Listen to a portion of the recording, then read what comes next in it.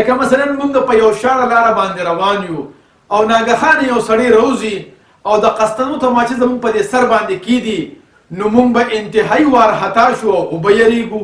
ولې به نه یریږو چې دا خبره زموږ په ذهن کې د یقین حده پورې ناسته ده چې ډاکوانو سره ګورې اصلي تماچې او ټوپکې وي او که په اصلي تماچې وویشتمه نو بس قسم هم ختمه. نو د دې یری د وجې نه کومه چې زموږ په زړه کې ده موږ په دې خبره باندې مجبوروي چې موږ د هغې خبره ومنو. نو مطلب د خبرې دا شو که یره حقیقي وي او که وهمي وي خو دا یو موثره او طاقتوره مینیپولیشن ټیکنیک دی او کله چې یره په انسان راخوره شي نو بیا حقیقت د سترګو نه پناه شي بلکې حقیقت با اثره هم نه ښکاري. د خدای دپاره پښتنو سانونه وپېژنئ، ستاسو دپاره خو به ځان له پیغمبر نه راځي. د مینیپولیشن دویم ټیکنیک دا دی چې د خلکو په ذهنونو کې یره پیدا کول. مطلب دا دی چې د یری پیدا کولو په ذریعې سره خپل څیزونه په خلکو باندې خرڅول. لکه مثلا موږ په یو شاړه لاره باندې روان یو او ناګهانه یو سړی راوځي او د قسطنو تماچې زموږ په دې سر باندې کیدي نو موږ به انتهایی وارخطا شو او به یریږو. ولې به نه یریږو چې دا خبره زموږ په ذهن کې د یقین حده پورې ناسته ده چې ډاکوانو سره ګورې اصلي تماچې او ټوپکې وي او که په اصلي تماچې وویشتمه نو بس قسم هم ختمه. نو د دې یری د وجې نه کومه چې زموږ په زړه کې ده موږ په دې خبره باندې مجبوروي چې موږ د هغې خبره ومنو. نو مطلب د خبرې دا شو که یره حقیقي وي او که وهمي وي خو دا یو موثره او طاقتوره مینیپولیشن ټیکنیک دی او کله چې یره په انسان راخوره شي نو بیا حقیقت د سترګو نه پناه شي بلکې حقیقت با اثره هم نه ښکاري. ولې چې موږ ته زموږ ژوند ډیر زیات ګران دی او دا یو فطري خبره ده.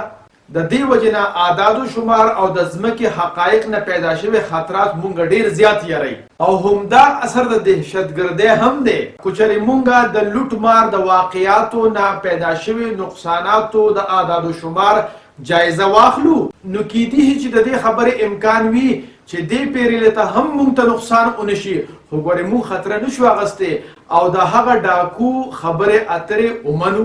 او همدا وجه ده چې څوک هم د ضابطه اخلاق خلاف ورزي کوي نو هغه خلک یرولی شي د دې دپاره چې هغې د ښو اخلاقو پابند شي او د هغوی لپاره دا یره د یو موثره ټیکنیک په توګه باندې استعمالیږي تر دې پورې چې موږ د خپل ماشومانو او د ځوانانو د پرورش لپاره هم د یرې نه کار اخلو. مثلا سبق وایه ګینې فیل بشي یا سبق وایه ګینې تراقوم دی وغیره وغیره. او دا ټیکنیک حکومت هم د عوامو د خدمت لپاره استعمالوي. مثلا وی چې څوک سیګریټ څکي نو هغه به د کینسر ښکار کیږي او دغه شانته ډیر تیز ډرایوینګ کول وی د مرګ سبب جوړیږي. او همدا څه کې په سیاست کې هم د یری د ټیکنیک نه کار اغستی کیږي. مثلا د یو پارټي لیډر د ووټر په ذهن کې دا خبره کینی کو چېرې دا مخالف پارټي راغله نو ګرانی براولي او په تاسو باندې به ټیکسونه ولګوي وغیره وغیره.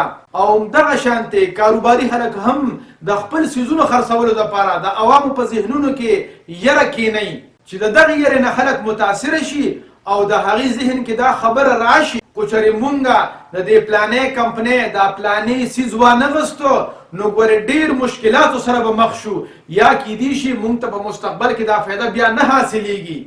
د مثال په توګه باندې کله کله مونږ په میډیا باندې دا قسمه پیغامات اورو چې د مقامي د زړو ډاکټرانو د جایزې مطابق په هر شپږ دېرش سکنډه کې یو سړی د هارټ اټیک د وجې نه مري. نو د دې پیغام مطلب دا وي چې هغه مونږ یری چې تاسو زمونږ دا پروډکټس واخلئ ګینې تاسو ته هم هارټ اټیک وشي. او په اصل کې د داسې قسمه یرونکي جملو د استعمال په ذریعې سره مونږ ته دا اشاره راکوي چې زمونږ دا پروډکټس تاسو لپاره ډیر ضروري دی او دا یو ډیره غټه دوکه ده. خو ولې د کمپنۍ د پروډکټس خرڅولو دپاره یو ډیر د کار ټیکنیک دی.